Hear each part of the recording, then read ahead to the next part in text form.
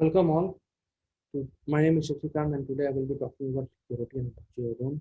I work as a staff software engineer in Cloudera and currently I'm committee and PMC member for Apache Hadoop, Apache Ozone and Apache Citus. Along with me, my colleague Bharat Vishwanathan will be co-presenting it. He is a senior software engineer in Cloudera and currently contributes to Apache Hadoop and Apache Ozone. There is a committee and a PMC member. So let's talk about the agenda first. We'll first start with an introduction to ozone. Then we go over the ozone architecture, followed by an ozone security architecture. Then we'll briefly talk about the authentication and authorization mechanism that exists in Apache Ozone right now. We'll briefly touch upon certificate authority. Then we'll talk about block token and delegation token mechanisms. Then we'll touch upon the ozone escape security model, followed by an ozone HA security model. And then finally we can conclude with a demo. So these are the abbreviations that have been used throughout the presentations. OM stands for Ozone Manager, SCM stands for Storage Container Manager, TN stands for Data Node, CS stands for Certificate Authority, CSR stands for Certificate Signing Request. What is Apache Ozone? Apache Ozone is essentially a distributed key value store, and it is defined as an object store for Apache Hadoop. Apache Ozone was essentially designed to address all the scalability challenges which exist in AWS today, right starting from dealing with small files to working with dense data nodes. It addresses all the basic challenges with respect to scalability that exist in AWS today. So basically, it has been designed to store hundreds of billions of objects in a single cluster, unlike SDFS, where it cannot hit the billion limit at all. Then Ozone separates namespace management from the block and node management completely, unlike in SDFS, where a single name node basically deals with the complete namespace, block space, as well as the node management. And that's what gives it's a basic advantage over SDFS, where you can scale it up in terms of namespace and block space individually. It gives you a strong consistency model, unlike other object stores in the ecosystem that exists today. Uh, then, since it exists in the same ecosystem as EFS, and it all the big data services like Yarn, MapReduce, Hive, Spark, and work seamlessly over Ozone without any change. So let's talk about the architecture of Apache Ozone. Apache Ozone is built on building block called Hadoop Distributed Data Store. I mean, famously known as SDDS. And SDDS consists of a master service called Storage Container Manager, which basically manages the data nodes as well as the block space. Unlike in SDFS, where a single block is a unit of replication, in Apache Ozone, a container is a unit of replication. A container is essentially a collection of multiple blocks chained together, and so and the SDFS by default a block size is 128 MB. The container size by default in Apache Ozone is 5 GB. Containers can be replicated among the data nodes using a protocol called Lattice. So the data replication as well as the metadata replication for the HS services happens over Apache Lattice. Then we have an Ozone manager, which basically manages the namespace for Apache Ozone, and the namespace is not completely resides on the memory. It is backed by a database called RocksDB, an Ozone manager. So I mean, unlike Namenode where the entire namespace sits on the memory. Then for connecting to Ozone, we have like 4 endpoints. We have Ozone file system interface, which basically implements the Hadoop compatible file system interface. So all the legacy Hadoop applications which uses the file system interface can work with Ozone seamlessly. Then we have an Ozone CLI, giving rich set of commands as good as Hadoop CLI. And in addition to that, it also gives you an object store CLI, object store commands like create bucket, volumes, and setting echoes, getting echoes on the buckets and creating keys and stuff like that. Then we have an S3 gateway interface, which basically understands S3. All the S3 based applications can talk to Ozone using S3 gateway. Then we have Ozone Recon Server, which is basically a management service for Apache Ozone. It basically reconciles all the data and the events that basically gets triggered in the cluster over time and gives you a full view of the entire ozone cluster. So this is how essentially ozone looks like from the architecture point of view. Go ahead. Let's talk about the ozone security architecture. As you see, the first authentication happens via Kerberos, so ozone manager, ozone data node. Basically, first authenticate themselves to storage container manager using Kerberos, and then ozone S3 gateway talks to OM using Kerberos for the delegation tokens, and all the Hadoop FS clients which basically use the same Kerberos mechanism to authenticate themselves to ozone manager, and then they talk via something called delegation tokens, which we'll talk about later in the presentation. Then from the client and data nodes, the security uh, implementation lies with the concept of block tokens and TLS, and the ozone data nodes among themselves can talk about TLS over a secure channel. And the AWS3 client uses something called an S3 secret to talk to S3 gateway, which are basically stored on the ozone manager, which can be reused for uh, subsequent request over S3 gateway. So this is how the complete security architecture looks like. So for authentication, primarily Kerberos is the main mechanism which is used for authentication, and then it, it has the same concept of delegation token which exists in the CFS today. The TLS is also used for authentication among data nodes and other services. For authorization, there is a native authorizer, and it has support for external authorizers like Ledger, which is similar to what exists in Apache CFS today. Then it has support for transparent data encryption, and encryption is encryption is supported at the bucket level, unlike SPFS, where you can create an encryption zone on any directory. So encryption is supported over a bucket level, unlike a directory level which exists in SPFS today. So let's talk about SCM, and SCM being a certificate authority in Ozone. So SCM, as we talked about, is the node and block space manager for Apache Ozone. So when it comes up, it basically becomes a central certificate authority. So all the services, all the other services on the rows which basically come up when you spin up an Ozone cluster, like OM and data node, essentially connect to SCM to get a certificate. So the SCM certificate authority generates a public-private key, a public-private key pair.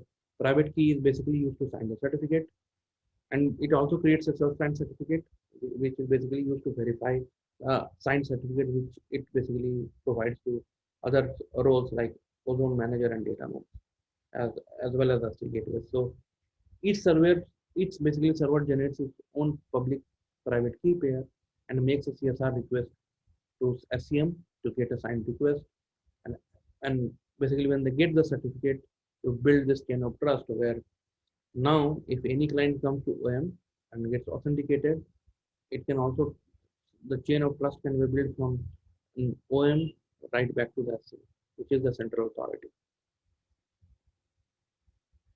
So when you want to get a certificate or any role, if it needs to get a certificate from SCM, there is a Kerberos authentication that is happening under the hood. And to avoid external client processes, to make CSR request to SCM and to get any certificates, the service level echoes should be configured via this RDS security.client.scm.certificate.protocol.hl. This property needs to be set in. So you define the role types of roles which are basically uh, guaranteed to get the certificate. Others will be basically denied the certificate from SCM. So let's talk about the token users. In Ozone, we have primarily two types of tokens. One is called delegation tokens, and there is something called block tokens.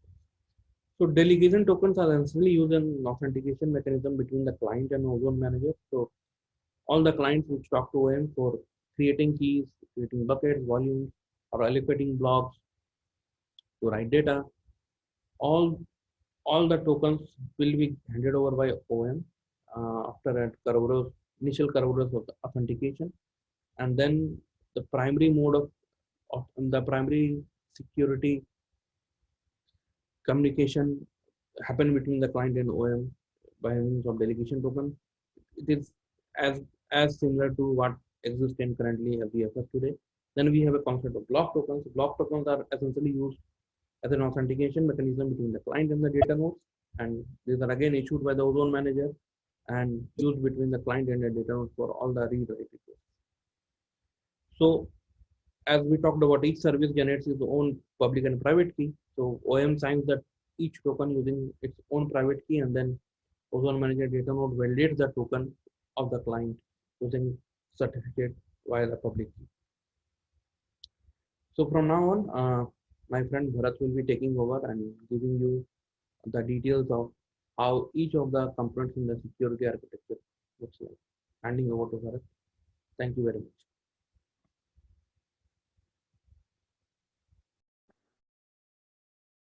Thank you, Sushi, for giving a high-level overview of Ozone, security architecture of Ozone, and delegation token usage in Ozone. Now let's try to understand what Ozone delegation token has. Delegation token has public and private information. Public information contains what is the kind of the token. But in the Ozone, there are three kinds of token, like S3 token, delegation token, and the block token.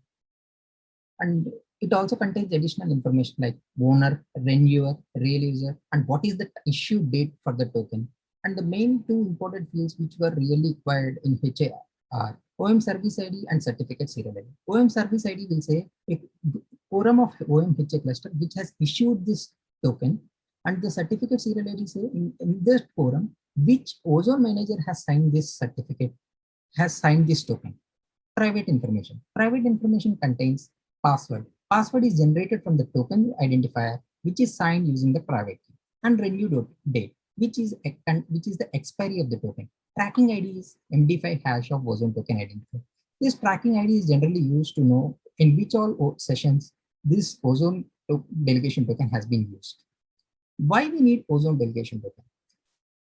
One of the main reason is performance, like to reduce the burden on the KDC. Let's say there are distributed tasks which need to access multiple servers and they need to authenticate. It will put a lot of pressure on the KDC. So to reduce the burden on the KDC, like these delegation tokens are introduced.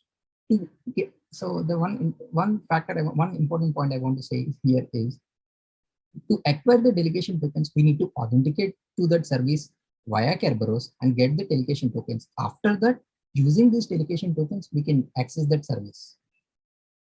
And the other main important reason for delegation token is protection. Key tab or password distribution across the nodes is a tedious task and also which is not safe. And also these delegation tokens are short-lived, which minimizes the impact of compromised secrets. If there is any impact happen, we can use cancel or renew delegation token, cancel token and remove delegation token. In this slide, we'll understand how OM token validation happens. OM checks the token certificate serial ID in the token is matching with the certificate which it has got from the SCM. If the certificate serial ID is matching with the local certificate serial number, that means it is a valid token which has been issued by this Ozone manager. After this, OM uses this certificate to validate the token, because Ozone manager signs the token using its private key. Once the client passes this token, it uses this public key to validate. It uses this certificate public key to validate this token. OM verifies the following informations. First thing it checks is verifies the token exists in the OMDB or not. If it exists, next it validates the password in the token with the computed signature from the token identifier using the certificate. Finally, it checks the validity of the token. If these three steps have been successfully performed, then client will be allowed to access Ozone manager. The next kind of token is Ozone block token. Ozone block token, again, token have public and private key information. It has owner and what is the block ID which the client want to read from the data node, and what are the access modes, whether it is a read request or write request, or whether it's a delete request, and what is the expiry time of the block, and what is the OM certificate serial ID. As I said, the certificate serial ID will say this the Ozone manager which has signed this token is using its private key, and the length of the block, and private information is password cert which is created from the block token identifier bytes signed using the private key. Block token validation. Data node, when it receives a block read or write request from the client, it verifies the block token. First, it passes this Ozone block token identifier from the token to get the certificate serial ID. As we know, these tokens are issued by the OM when it is trying to read a key or write a key. Using this certificate serial ID, we make a call to SCM to get this actual certificate. Using that certificate public key, we validate the token. If the validation is successful, data node allows the client to perform the specific block operation. The third kind of token, which I said is S3 token, which will be used in Ozone S3 security. Let's try to understand how AWS S3 works and then try to compare how Ozone S3 security, we have mimicked that. AWS S3, like if user wants to get the credentials, he need to log in as a root user and go to the security credentials and get access key and secret. Or like root user can create IAM users and provide them access to S3 and generate access key and secret on behalf of them. In Ozone, as we know, authentication mechanism which we have used is Kerberos, MTLS, and the delegation tokens. So we have used from client to S3 client, S3 client to Ozone Manager, we have used the delegation tokens. So this shared secret mechanism and the S3 authentication header information we have embedded into the S3 token. So user authenticates via Ozone Manager, user connects to Ozone Manager and get the credentials. For this user, what OM does is it creates the access key and access secret. Internally in Ozone, what happens is for this secret, we'll map this user into access key and secret.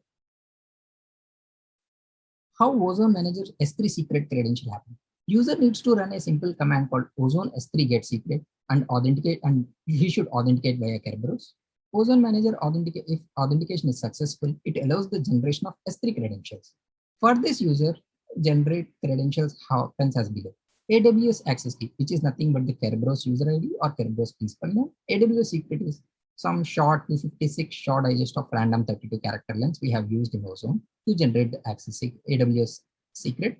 Finally, this information is stored in Ozone Manager RocksDB. All the metadata information, all the metadata of Ozone Manager is stored in RocksDB. Each entity is stored in a different table. Like this, for S3 secrets, we have stored in S3 secret table. How S3 secret credentials are used for authentication. Whenever a request S3 gateway server receives, it parses the S3 authentication header and creates S3 token for it. S3 token contains access key, signature, and the string to sign. How Ozone Manager validates this S3 token? From the S3 token, it sees what is the access key ID. For that access key ID, it will fetch the access secret from the S3 secret table. Using this string to sign and the S3 secret, it computes the signature. If it computes the signature, if the computed signature matches with the token signature, that means it's a valid S3 token and valid S3 credentials. So we'll allow the access to Ozone Manager. If there is any mismatch happen, we'll deny that access and return an error called invalid token. And now let's discuss about how HA is implemented in Ozone. To implement high availability in Ozone services, we have used Apache Ratis, which is an implementation of Raft consensus, protocol. At least 3 nodes are required to achieve high availability. We need 1 leader and 2 followers. One of the node is chosen as a leader and the other 2 will become the followers. Leader accepts both write and read requests. The write request will be replicated from the leader to followers. These we call the state mutations are replicated via Ratis server from leader to follower. And the consistency is guaranteed by state machine transactions because all the state machine transactions are applied in the same order on all the OM or SCM or DM where we use this Apache Ratis implementation. There is a talk about Ozone HA implementation. If anyone has more interest to understand about how HA is implemented in Ozone, they can attend. In this, we have just given a high-level overview, very high-level overview of how HA has implemented, and we'll mainly focus on security aspects in this presentation.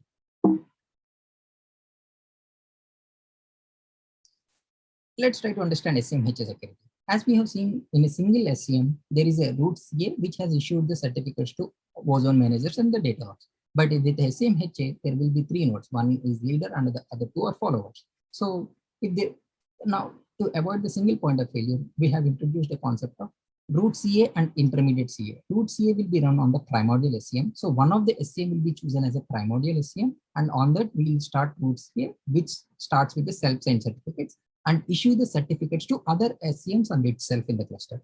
And the sub CAs use that certificate which they have received from the root CA to start the sub certificate authority server, and issue the certificates to Ozone Manager and data nodes in the cluster.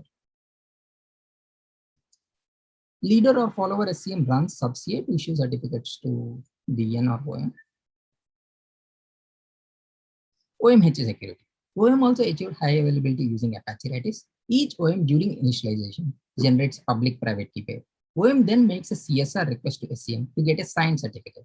OM uses the private key to sign the tokens. Client uses the OM certificate, which has the public key to validate the tokens.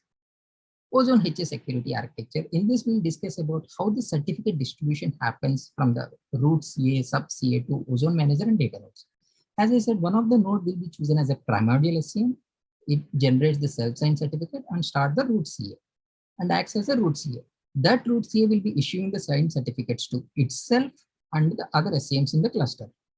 And let's say here, the bootstrapped SCM became the leader SCM. That leader SCM using its sub CA will issue the signed certificate to Ozone Manager and data nodes. Here also, it will follow the same pattern. Ozone Manager makes a CSR request via Kerberos authentication, and the SCM using its sub CA will issue the certificates to Ozone Manager and the data nodes in the cluster.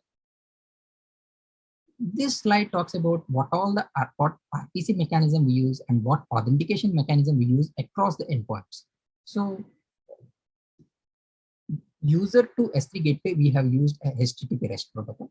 S3 gateway to Ozone Manager, we use Hadoop RPC. And there is another kind of user, like we have exposed Ozone Shell or Ozone FS, which is a Hadoop compatible file system. If they talk to Ozone Manager using Hadoop RPC, and Ozone Manager to SCM, we use Hadoop RPC, and data nodes to SCM, again, it's Hadoop RPC. Inter-OM SCM DN communication is through gRPC channel.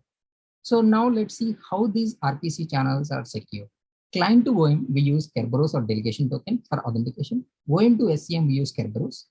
Inter-SCM, inter-OM, inter-DN, we use mutual tellers, because Ozone Manager, SCM, and data nodes got the certificate from the SCMs. So they can use the certificate and the trusted CA list and their private key to set up mutual TLS connection across and secure the gRPC channels.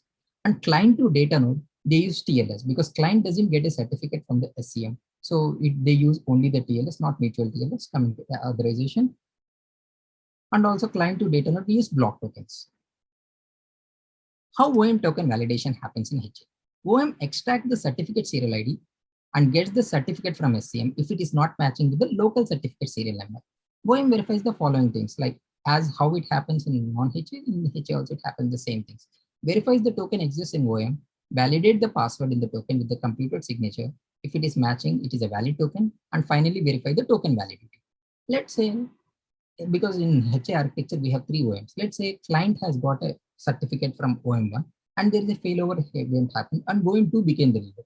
OM2 cannot directly validate this token because Ozone Manager 1 using its private key has signed the token. So we need OM1 certificate to validate the token. So what we do is from the token, we extract the certificate serial ID and make a call to SCM to get the certificate for that certificate serial ID. And using that certificate, we validate the token. This is how the token validation happens in HA. And finally, in the demo content, what we'll see is we'll show a Cloudera Manager deployed Ozone HA secure cluster and show SCM and OM and DN certificates and see the root CA which has self-signed certificates and how the sub CA has issued the certificate to SCM, OM and DNs. And finally, see the Ozone S3 demo using AWS CLI.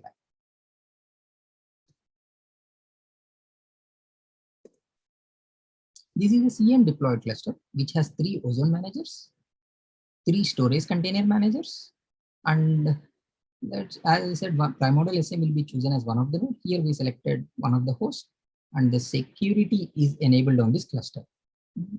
I am already in the metadata directory of SCM. So the CA represents the root CA and sub CA represents the sub CA directory. It has, if you see, it has keys as public private key pair, certificate has the certificate, In the CA, it is a self-signed certificate. Sub-CA, it is a certificate which it has got from the root CA. Let's see the content of this.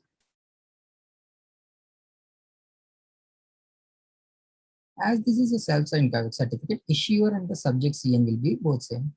If you see for root CA, we have just added the SCM at the root host. For sub CAs, it will be SCM-sub, we can see. For sub CA, the issuer is root CA and the subject name, if you see SCM-sub at the rate host. It is in the similar manner for other SCMs also. Now let's see OM.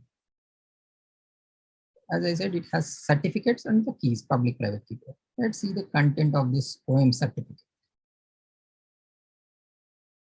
Subject is this and certificate is sub CA.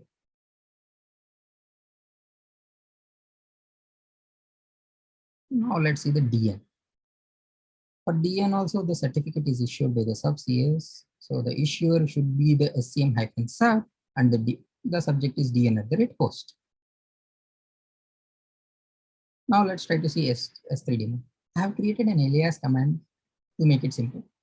I'm trying to get a secret for my user from Ozone Manager.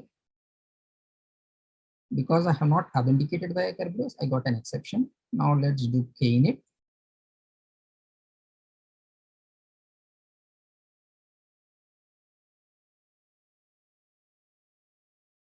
Now let's try to get the credentials.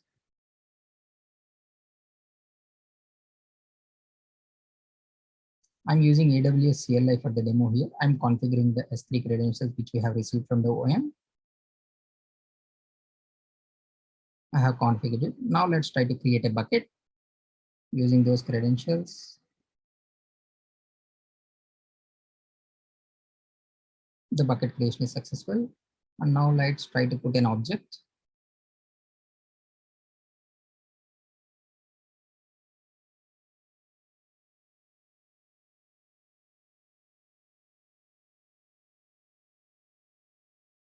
Okay, here I have given the path, non-existent path. Let's try to give a correct path and try it out.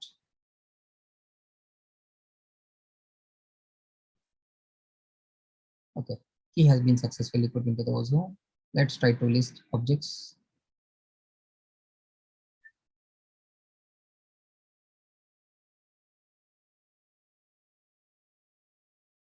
We can see the key which we have successfully created in Ozone. You can see in the list.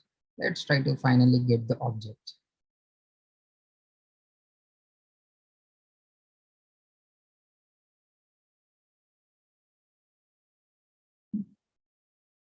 We got the object, which shows the length and the other metadata information. Let's see the content.